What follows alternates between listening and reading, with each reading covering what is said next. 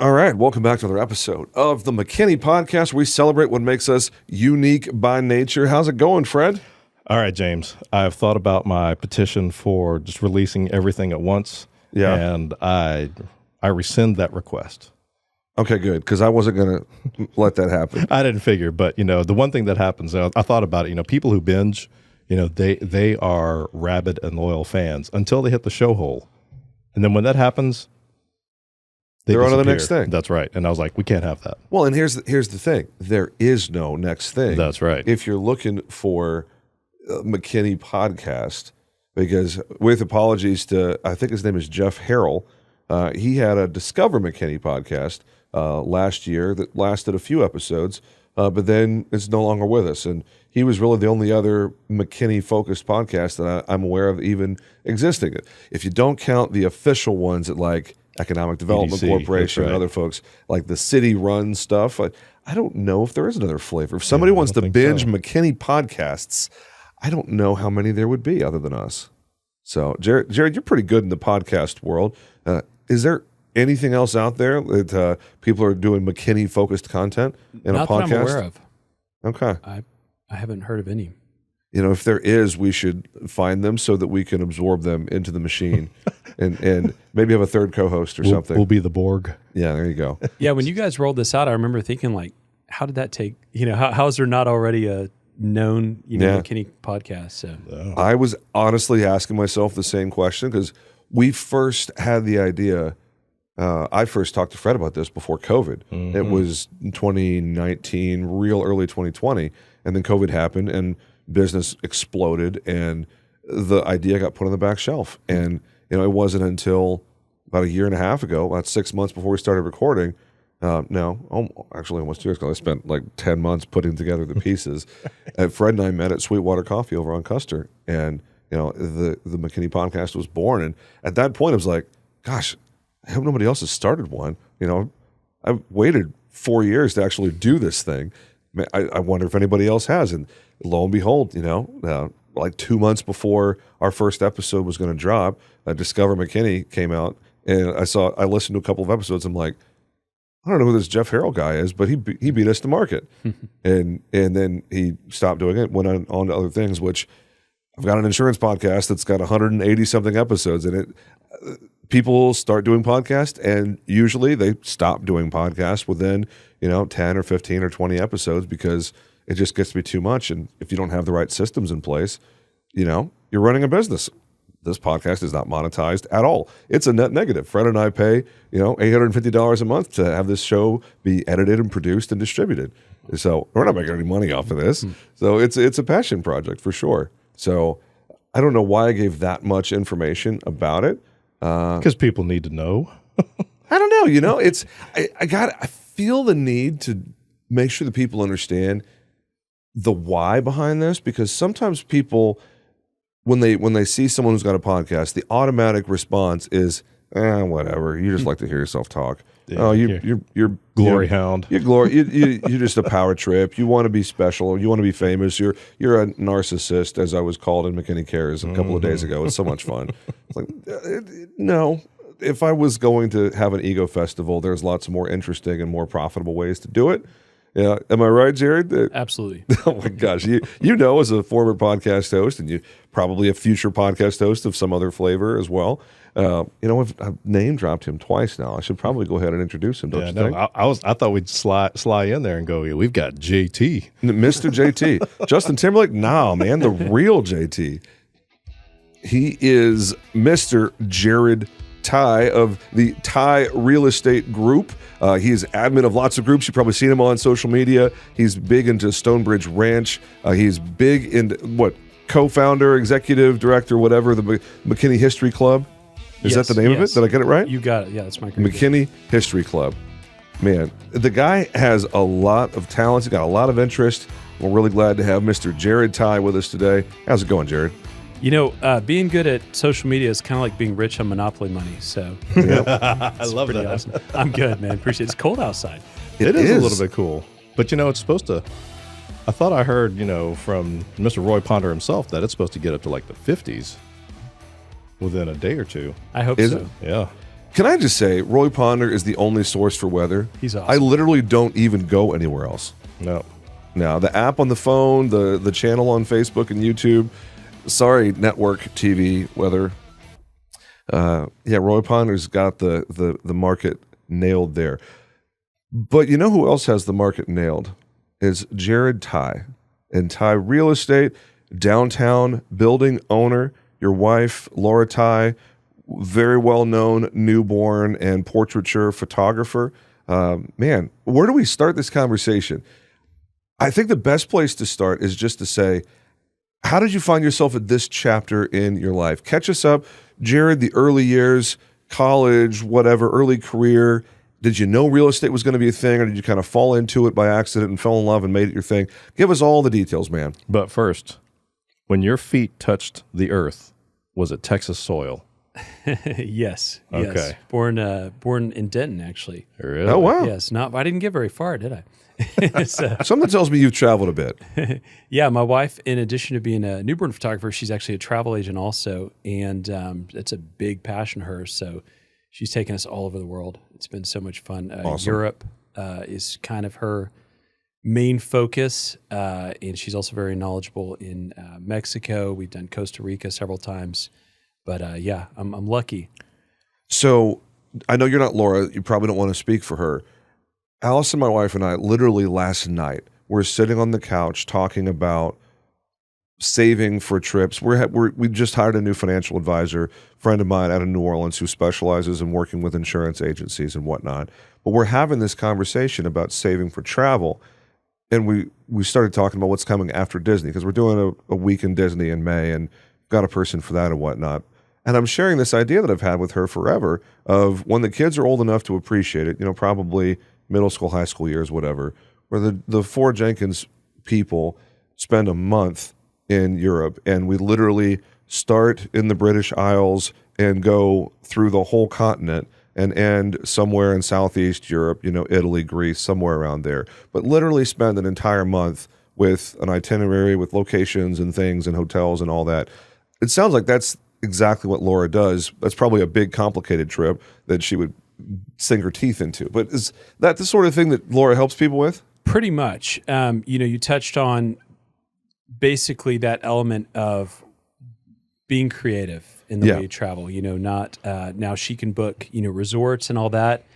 When we go to Europe, it is about renting a car, finding a fun Airbnb outside of town, in a 300-year-old farmhouse. Yep. Driving into town for the day, doing all the touristy things, eating the foods, seeing the people, and then going back to a quiet place.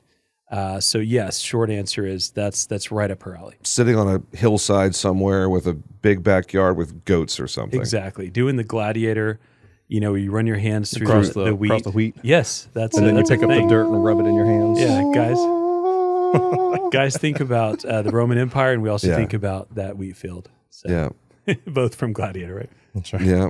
Now, I'm reminded of the clips just on all the social media platforms, whatever. Like when women think of their death and they're Sunday morning, quiet in bed, and they just drift off to eternity, quite, with family gathered around, loved ones. And it's like the men version. It's like 300. It's like, when you call my name, it's like a little, it's like to die in glorious combat. Love it.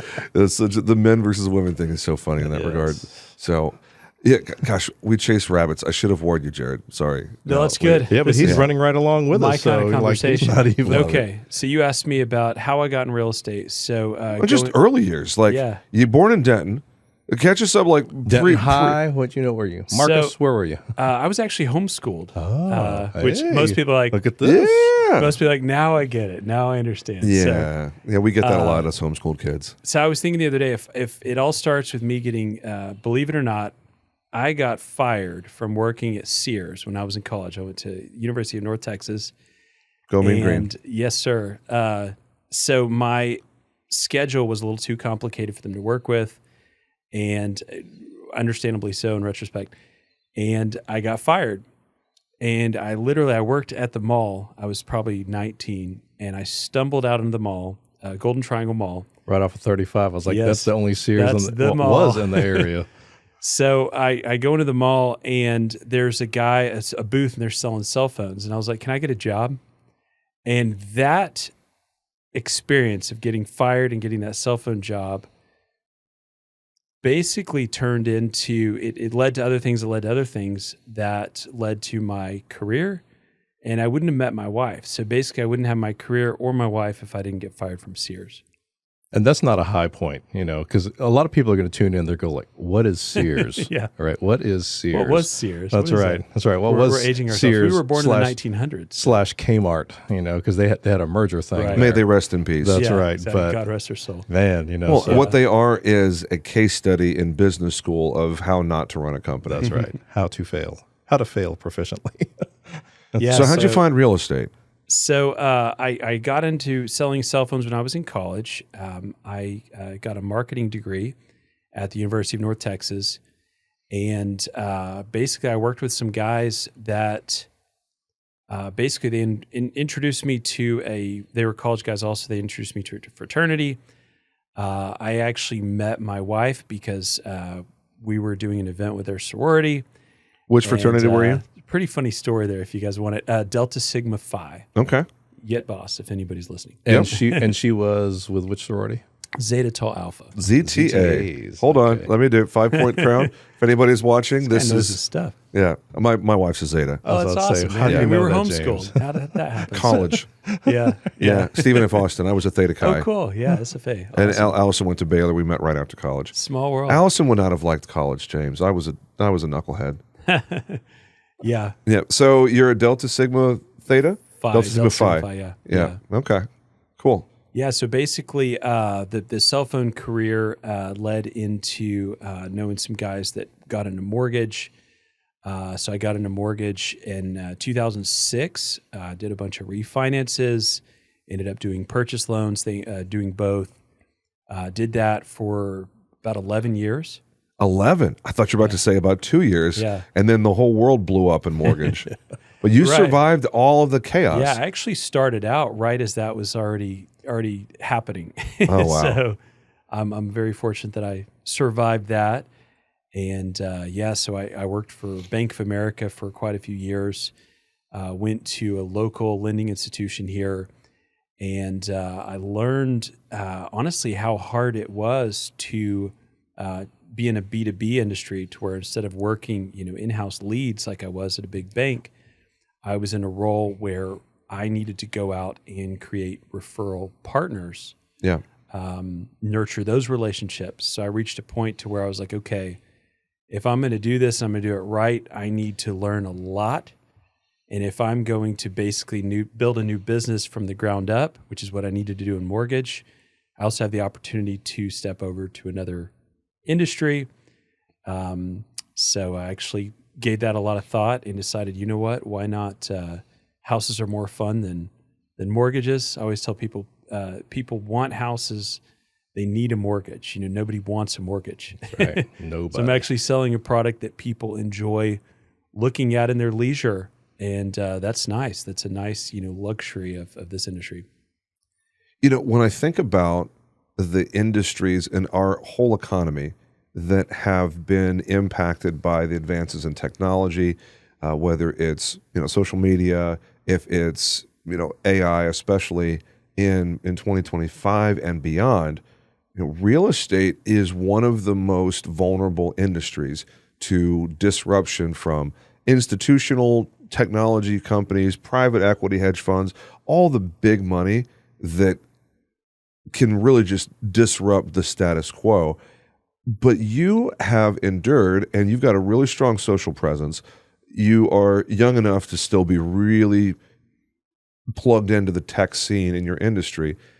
What are you seeing in real estate from a ground floor perspective? What are people that are on the transaction side of real estate? Just John Smith out there, Sally Smith out there that are, looking at buying, selling, investing, leasing, whatever.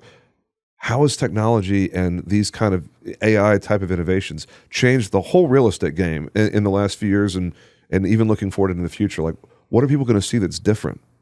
So that's a great question. Going back to around the year 2000, when, the internet was blowing up, there were people saying it back then that, oh my gosh, now that people have the internet, they're no longer going to need a realtor. Realtors are going to go the way of travel agents, which are still around, by the way.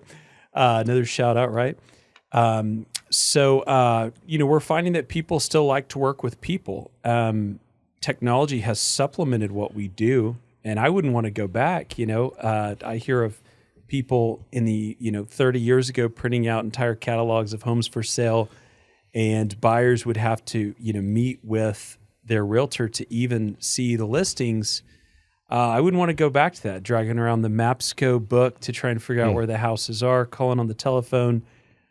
So it's honestly kind of fun to me to see how much technology has supplemented, what we do. We never know for sure what tomorrow's going to bring, but as of right now, people like to work with people, and on such an important decision, we're not having trouble finding people who still want to work with a professional on such a big purchase or sale. When I think about the most controversial things that have hit the real estate world, that definitely is felt by buyers and sellers, is the deregulation of the buyer's agent commission, where it's just been kind of the standard. The buyer gets 3% unless something is agreed on ahead of time. And now with the lawsuit, class action, and settlement and all that with National Association of Realtors, it's completely optional. Like, it's going to vary from transaction to transaction, and the whole representation process is now different for people that even want to visit an open house. You have to have some kind of documentation before you even are allowed to walk into an open house now. Is that correct? So on open houses, you actually don't. But if you're contacting your realtor for a private showing of a home, if it was a private showing, we are required. You have to have a rep agreement in representation place. agreement, exactly. So yes, this has been. You bring up a great point. It's been something that's been in the media, and it hasn't had the practical impact that we thought it might. So historically, if you're going to sell your house, the listing agent is going to charge a total amount, and maybe half of that goes to the buyer's agent. So there's numbers people have in their minds, and we are, as realtors, are basically asked not to imply that those are the standard. So I'm dancing around that a little bit. But yes, you would pick a total amount, and half of that would typically go to the buyer's agent. Well, what these lawsuits said is that the seller should not be pre-negotiating that amount for the other agent, that the other agent should be able to negotiate their own pay with their own client. And if they want to roll that into the offer, have the seller pay it, they still can, but it's impacting the bottom line of the transaction. Therefore, the buyer should have some say as to how much their agent makes. Now, the way that it's changed is that when I take a listing agreement, instead of saying, hey, I'm going to charge this total amount, and half of this is going to get paid to the buyer's agent, and it's going to get published to the MLS, we're no longer allowed to put that buyer agent commission in the MLS. So what that does is it creates a more competitive environment where the buyer, it's not just a given that, hey, whether you're a brand new agent or you're a 20-year or you're a 30-year agent, you're going to get X amount or X percent, right? Yeah. So when a buyer calls their buyer's agent, says, hey, I want you to go out and show me private showings of homes, that agent is required to get a representation agreement with them that actually defines their commission amount. Now, the agent can still, when the buyer writes an offer, what we're seeing is that buyers are still asking the seller to pay it. So, some of these news articles have been misleading. Sellers are nowhere going to pay, and agents aren't going to really make any money anymore.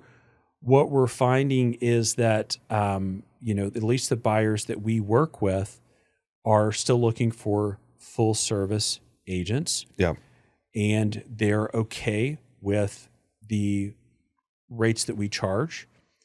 And what we're finding is that sellers are still, my recommendation to all my sellers is, hey, focus on your bottom line. Yeah. If you're listing your house and you say, hey, I'm not going to pay more than X amount, because you want a lower rate for that buyer's agent, you might be speaking too soon. Because if the full service agent brings in an offer that has a much better net to you, a much better bottom line to you, even after the commissions, you probably want that agent to show the house. So my recommendation to my seller, so when I take a listing, I define, the listing commission on the front end like we've always done. I leave the other half of it out. I say, hey, most of the strong offers that we're receiving still have a healthy fee to that buyer's agent. Let's let them all show the house. If the best bottom line to you has a very small fee factored in for that agent, go for it. Take that offer because that's the best bottom line. But again, if the best bottom line to you has a stronger fee already netted out of it and you're still walking away with more money, why would you not want that person to buy your house? And I love that the regulatory framework has put more control back in the hands of the marketplace, where a buyer and a seller are free to negotiate between themselves and their representatives to find a mutually agreeable solution. Right. I always find it frustrating when an industry, whatever the industry is, pick it, insurance, photography, florist, butchers, whatever it is, when things are the way they are because that's the way they are. And when things haven't evolved in decades, when business models and fee structures and normal things it's 2025. The buyer of whatever it is, everybody listening to this is a consumer. Everyone listening to this episode buys things regularly, may sell things regularly, depending on what they do for work. And being free to make their choices in light of transparency in how people get paid, in how much is this going to cost beyond the posted price. It's like having the taxes and fees or whatever rolled into whatever the price is. Right. Where ahead of time, hey, when I go to buy this house or sell this house, well, how much is this going to cost me? And for those of you that are listening that haven't bought or sold real estate in the last year, if the last time you had one of these transactions was more than, 8-9 months ago, the settlement was reached, something like that, last summer sometime. Right. Yeah, well, the rules have changed since the last time you bought or sold real estate. So get ready because it's not nearly as black and white as it used to be. Yeah, I think it makes sense. I think, any professional should be able to defend or justify would be a better word, the pay that they charge. Yep. So it only makes sense that in our industry that if you're interviewing to be someone's buyer agent, your credentials, your experience, your service level will need to match whatever you actually charge for your service. No, and correct me if I'm wrong here. I know you do both sides of the transaction. My perception here, and I'm going to let Fred get a word in. No. I've got something. Can you tell I'm a real estate guy? Yes, I love this game. But I think it's critical to know though, because you go ahead. I've got a follow up to all this, but go ahead. It really comes back to never mind. No, I was about to ask you. You do both sides of the deal. I've always had the perception that the listing side of the deal requires more skill, requires more awareness of the bigger picture rather than the buy side, which is largely, can you talk to someone? Can you ask the right questions to understand what their perfect thing is? Do you understand exactly how they intend to approach the conversation? It's a lot more squishy. It's a lot more emotional intelligence and being able to ask good questions. Whereas on the listing side, there's a lot of hard numbers and market realities that you really have to contemplate that may not always be as complex as the buy side of the transaction. What's your take on that? Because you've done plenty of both. So they're both very difficult roles. The agent representing the buyer is spending a tremendous amount of time, showing different properties, writing offers that may or may not get accepted, writing offers, and then somebody changes their mind and backs out on them. So it's a very difficult job. Listings tend to be a little harder to get because the person who owns the home has a realtor they've worked with before. They are often still the one, officially paying the fees to both agents. Again, everything's negotiable, but we're seeing that, that's still happening. So I would say that the listings are harder to get on the front end, but they're both very difficult jobs. And it's important that your buyer's agent understands those contracts just as well as the listing agent does. Because if you hire a buyer's agent who, doesn't know what they're doing, and that listing agent is the one calling the shots, and that listing agent is the, experienced one, then the seller is going to be in an advantage from a negotiating standpoint.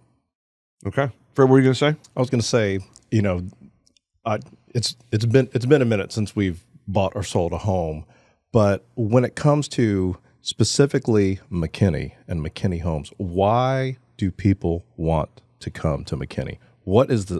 We've got great communities around us. Nothing against, the other municipalities, but what makes McKinney the place to move to? So my family and I love McKinney. We're on our third house in McKinney and Stonebridge Ranch. And, the way I explain it to my clients is that McKinney has worked very hard to stay residential. Now, don't get me wrong. We've got some awesome businesses and, some awesome things drawing in, revenue. And but McKinney has really planned out their sidewalks and, golf areas and, it just feels residential. And personally, that's what I prefer. There are other, towns close by, not going to say any names, that are really, really good on the business side, which we are also, but there's other towns that don't do as well on the residential side. And for me, that's what I love. I've heard people say McKinney's the biggest small town in America. I love our historic district. It's a place where, again, there's well over 200,000 people in McKinney, but you still see people that and know some of the people you see, if that as redundant as that is.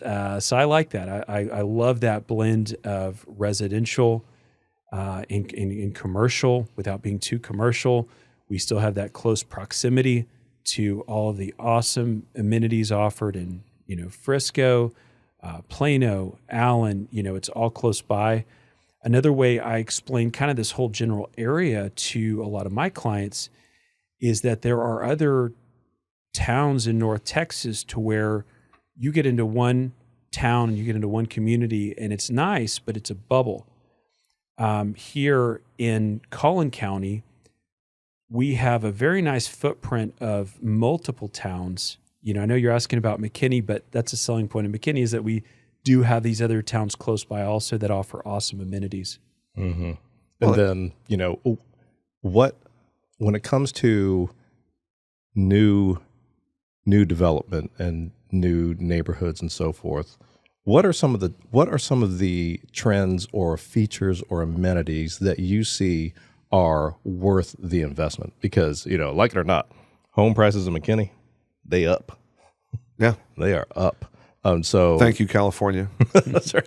Yeah, they come in here. So, what are some of the things that you see are, trending or, definitely that's something for someone who's looking to either move into our area or, maybe like yourself, they start in one place and they're like, what, we've moved to another economic bracket or, our children are, what we want to do has changed. What would you say are some of the things people need to look for?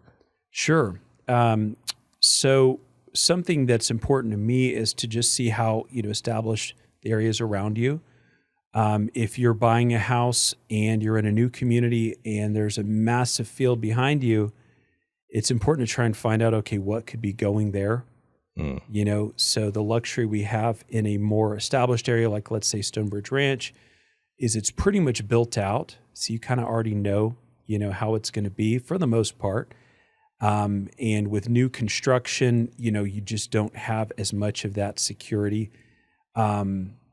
there are some amazing amenities in some of these new neighborhoods, these big lagoon pools and, you know, and every neighborhood was new once, right? So, you know, even Stonebridge Ranch and, but, you know, and the roads, obviously the roads, you know, I'm in central McKinney and we have, you know, the luxury of, we've got Custer on one side and 380 on another and then 75 and then I always want to say 121, but it's Sam Rayburn, right?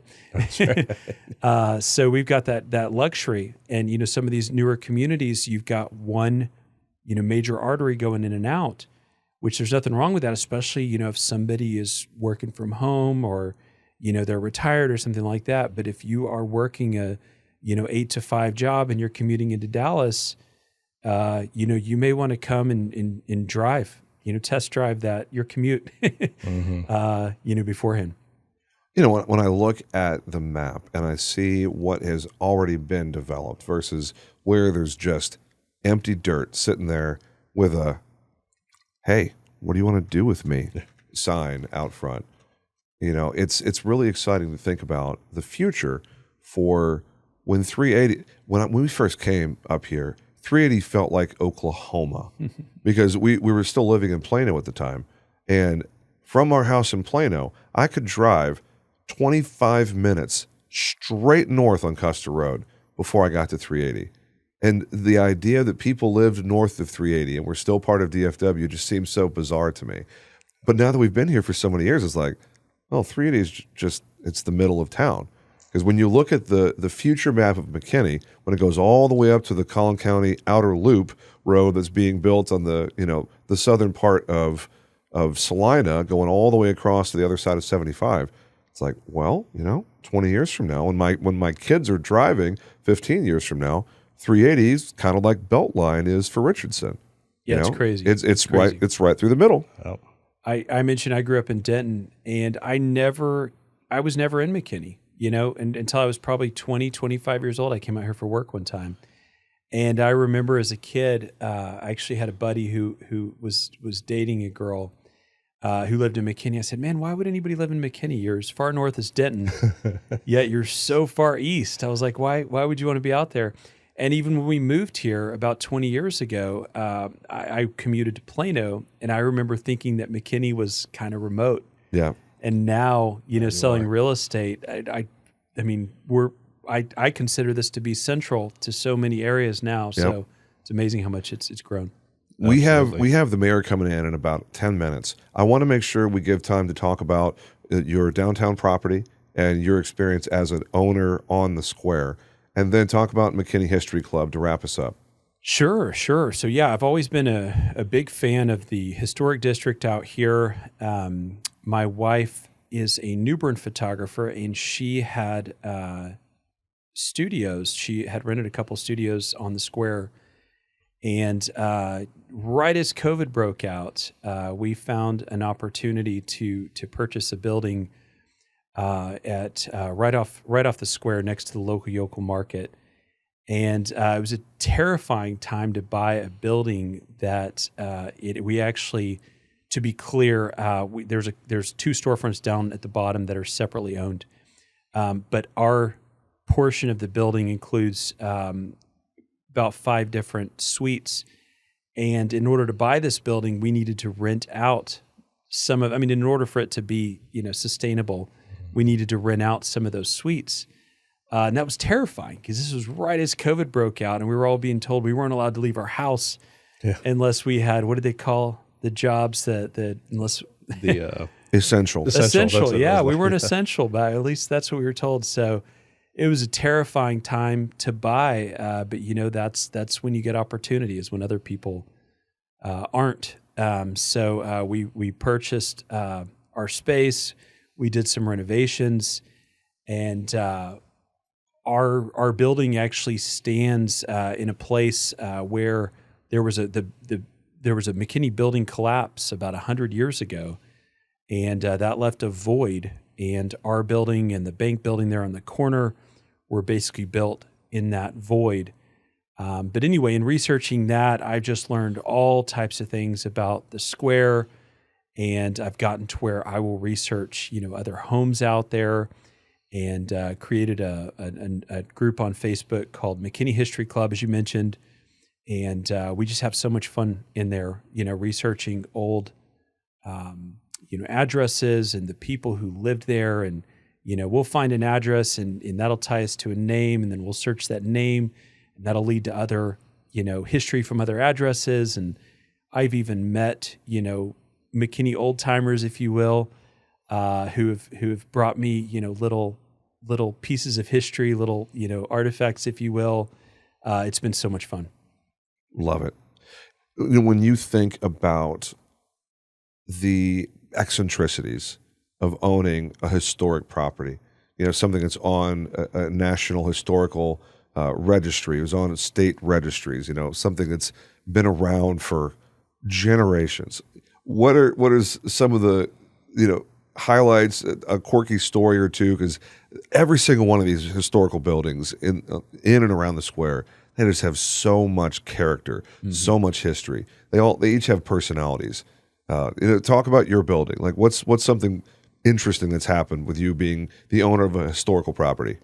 So, believe it or not, the upkeep on it has not been that difficult. I think they really did build them better back then. But yeah, we've learned all types of crazy things. Like our most of our space is upstairs on the top floor, and we found out that our building didn't even have a staircase until the 1990s. That for the first 80 or however many years, you had to actually enter from the square and go through what was another building and walk over down a long hallway into our top floor. But we've learned a lot of neat things. I look at old maps online. There's a map source called Sanborn, and I was able to figure out that there was once basically a warehouse where part of our building is, and some of those walls still remain. They've got these old metal windows with chicken wire glass, and so, which is one of those things when you first get the building, you're scratching your head and saying, "Why is this different than this over here?" And then you find out that this part of the building predates the rest of the building by 20 or 30 years. And we've heard all types of stories. We've met previous owners, and there was a little diner down in the bottom floor of our studio that supposedly some famous outlaws had dined in back in, years past. It was called Woods Cafe. It was open in the 1940s. A gentleman who does some plumbing work and other work for me, is a McKinney old timer, and he did some work in our building recently. And his name is Freddie Wright. And I said, "Freddie, this is your first time in our building?" And he says, "No, it's not." And I said, "I'm pretty sure this is the only time we've ever had you." And he said, "Well, I was in here in the 50s. And I said, "Well, what do you mean?" And he says, "Well, when my dad passed away, I had to go to work for the newspaper across the street. They called him their office boy. And there was a Greyhound bus station in the bottom center of our building, which is our entryway now. And he said there was a lady there that would give them Cokes. So he would go in our building and she would give them Cokes. And anyway, it's just mind blowing. So now have you explored all the loose boards and anything and found gold bars, Spanish doubloon? We have things. not. However, the storefront that is kind of part of our building, but we don't own the storefront. It's called Native. They have an old safe. So evidently, back in the early 1900s, stores would have their own safes back then because they dealt in cash, and they'd go put it all in the safe at the end of the day. So they have it's like a brick structure that is a safe. That was evidently left over from the building that collapsed. And the building that collapsed was called the Mississippi Store, and it was built in the mid to late 1800s. And again, evidently that was the safe for that store, and that actually survived the collapse. And I have a friend named Kenneth Cole who his family was the Wilson family, and they were very influential in McKinney. So anyway, they used to own our building, and he tells a story of they had to go in and clean out that safe, and they found old banknotes from 100 years ago. So pretty cool fun stuff. Yeah, I bet that'd be, every time I'm down there and I look at those buildings, I'm just like, there's got to be I know somebody hid something in here. Listen, I've watched, all of the National Treasure movies and things like that. There is something somewhere in there that's just waiting to be discovered. Pretty wild. I have a listing right now in downtown McKinney. It's 1102 West Howell, and the story, so it's on 1.3 acres. Oh, I saw this one. That property is magnificent. Thank you. The understanding on that home is that it was built in the 1940s by a man named Ward Worthy, who, again, was a prominent McKinney businessman. That whole division around there to this day is called the Ward Worthy Edition. When I stepped in that home, I didn't think it was built in the 40s. I was like, no, this is older than this. So I researched newspapers and found newspaper articles with that address going all the way back to 1929. And I found the articles from when they sold that house to Ward Worthy, and there was a big house there. I looked at Sanborn Maps, which I'm quite the nerd. If this is my second Sanborn Maps shout out. So I looked at Sanborn Maps, and it is a very detailed picture of not just roads, but the structures that were there with the porch sizes and all that stuff. So this house so in 1929, they changed the address, which was common back then because evidently you could kind of pick your own house number back in the day. But they changed that for first responders. They wanted the addresses to be more sequential. Sure. So I was able to go onto Sanborn Maps from 1920, see that house was there in 1920.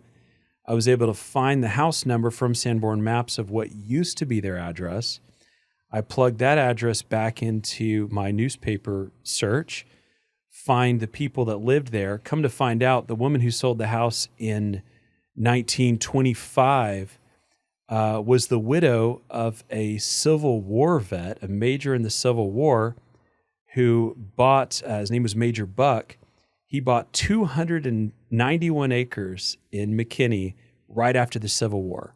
So in approximately the 1870s, he and his wife bought 291 acres all the way from this house down to Wilson Creek, which is Town Lake now. Yep. They had 291 acres. They were horse breeders. They had a racing horse that was actually locally famous, if you will.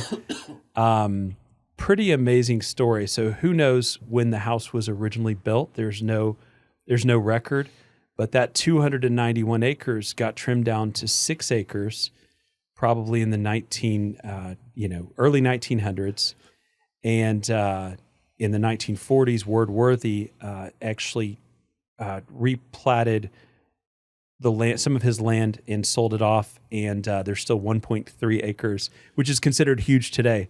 But They originally had 291. Man, it's like 23andMe home genealogy. So man, you guys didn't know you were in for we have to bring you back to get more. Who are the two ladies that you wanted to connect us with? We haven't been able to get scheduled yet.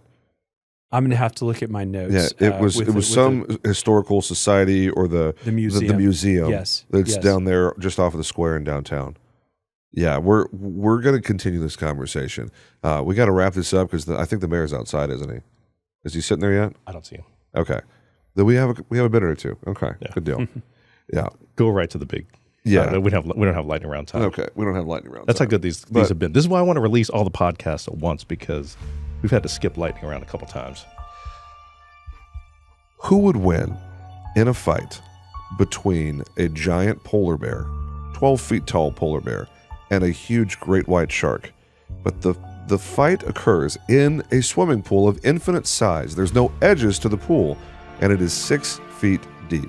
Who wins, giant polar bear or giant great white shark? This shark, hands down. Okay. And in one word, mobility. Okay. There you go. There it is. It doesn't get any more directed to the point than that, my man. He didn't even hesitate. Yeah. Let the record show Jared Tye is Team Shark. That's right. We have the ding sound. No, not yet. Someday we'll have the ding sound. New board. And out of respect for our next guest, whose episode is probably dropping before this one, just because of the urgency of it all. Mm-hmm. Man, Jared Tye, what a great conversation. We will definitely have you back for sure. How do people get in contact with you? Yeah. Thanks for having me, by the way, guys. TyeRealtyGroup.com. Or that's Tye. Tye. Thank you for pointing that out. I do not speak Thai, although I love Thai food. But no, Tye, realtygroup.com. Or I'm on social media. Just search Jared, Jared, last name Tye. Everything that he's talking about is in the show notes, folks. He filled out the guest information form. So if you're on a podcast platform, look in the show notes. If you're watching on YouTube, thank you for that, by the way. Check the description of this video, and you'll see all the links that Jared has prepared for you. And that's all we got time for today. He is Jared Tye, the president and CEO, founder of the Tye Real Estate Group, as well as the McKinney History Club, and lots of other interesting things. Jared, thanks so much for being with us. Thank you, guys. Really appreciate having me. This is another episode of the Agency Freedom. I did it again, man. I haven't done that in a bunch of episodes. No. This is another episode of the McKinney Podcast, where we celebrate what makes us unique by nature. Make it a great day, boys and girls. We'll talk to you again real soon. Y'all take care.